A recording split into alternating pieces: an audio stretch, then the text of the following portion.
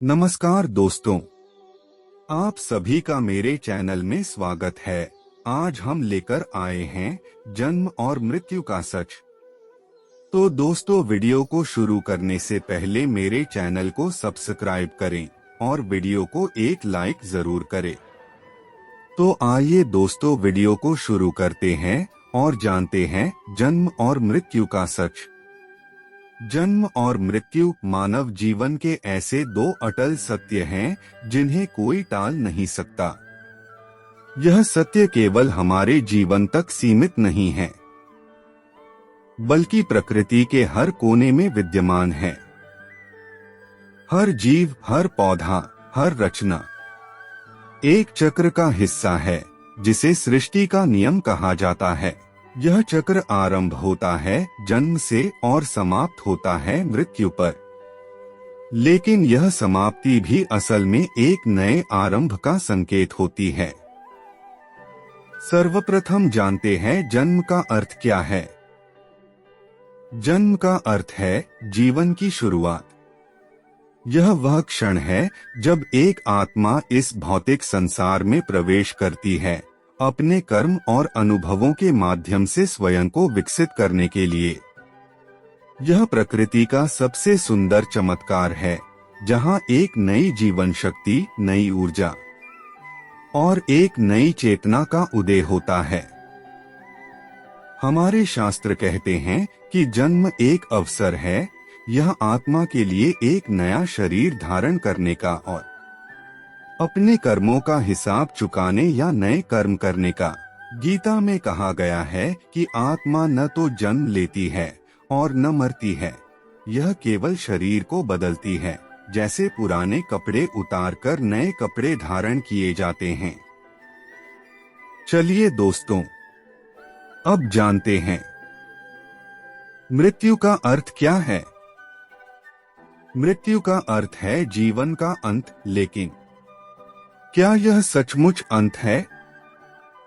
मृत्यु को प्रायः भय, शोक और अनिश्चितता से जोड़ा जाता है, परंतु गीता, उपनिषद और वेदांत जैसे प्राचीन ग्रंथों के अनुसार मृत्यु केवल एक अवस्था है। यह जीवन के एक चरण से दूसरे चरण में परिवर्तन का माध्यम है। मृत्यु आत्मा के लिए उस बंधन से मुक्ति है जो शरीर और माया से जुड़ा होता है। जिस प्रकार सूर्य अस्त होता है और फिर उदय होता है, उसी प्रकार मृत्यु के बाद आत्मा पुनर्जन्म के लिए अग्रसर होती है।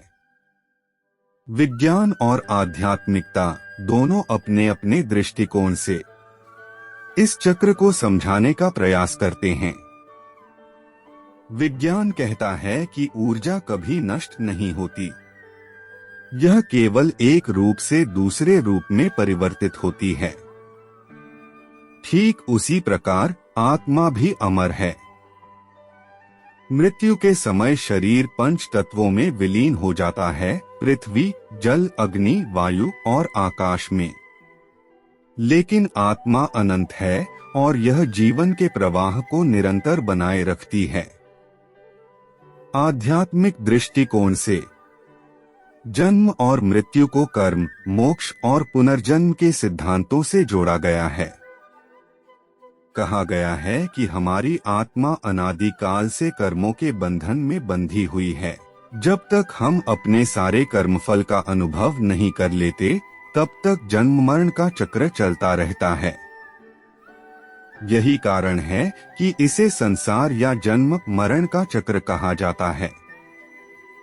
मोक्ष ही वह अवस्था है जहां आत्मा इस चक्र से मुक्त होकर परमात्मा में विलीन हो जाती है।